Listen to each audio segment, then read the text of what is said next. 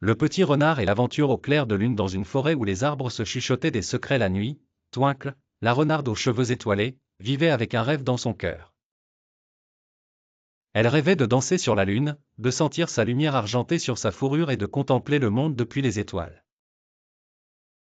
Les yeux de Twinkle, aussi bleus qu'une nuit de pleine lune, brillaient d'excitation chaque fois qu'elle racontait son rêve à ses amis. Une jeune renarde femelle aux cheveux étoilés, aux yeux bleus comme une nuit au clair de lune, debout dans une forêt entourée d'arbres chuchotants. Le professeur Orion, perché sur la branche d'un chêne imposant, écouta les histoires de Twinkle et sourit. C'était un hibou au cœur plein de sagesse et dont la maison était remplie de livres poussiéreux et de cartes des étoiles scintillantes. Le professeur regarda Twinkle avec ses lunettes rondes glissant sur son nez et dit, « Ma chère, la lune est plus loin que la source d'un renard, mais je peux t'aider à en savoir plus. » Les oreilles de Twinkle se dressèrent et elle suivit avec impatience le professeur jusqu'à sa petite maison douillette. Luna, le papillon voleta, ses ailes irisées scintillant dans la lumière déclinante du soleil.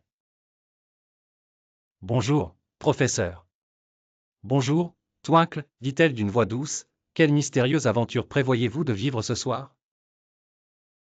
Le professeur Orion sourit, « Ce soir, nous allons explorer la lune grâce à la magie des mots. » Luna s'installa sur une étagère à proximité, ses yeux saphir étincelant de curiosité, et Twinkle se blottit dans un coussin moelleux, prête à entendre l'histoire.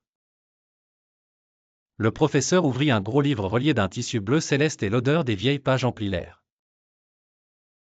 Il était une fois, commença-t-il, la lune jeune qui dansait dans le ciel, laissant derrière elle une traînée de poussière scintillante.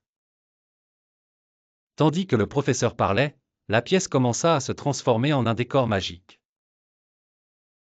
Les étoiles apparurent à travers la fenêtre et la lune, devenue un croissant argenté, projeta sa douce lueur. Twinkle et Luna étaient enchantées par le récit du professeur. Elles voulaient voir de leurs propres yeux la poussière scintillante de la lune. « Pouvons-nous y aller, professeur ?» demanda Twinkle, les yeux écarquillés d'émerveillement.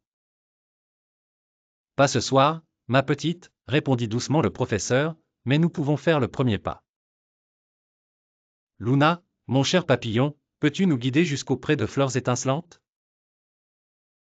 Les ailes de Luna battirent doucement alors qu'elle se levait. Les trois compagnons se dirigèrent vers la prairie sous le ciel étoilé. L'air était empli du doux parfum des fleurs qui ne fleurissaient qu'en présence de la lune.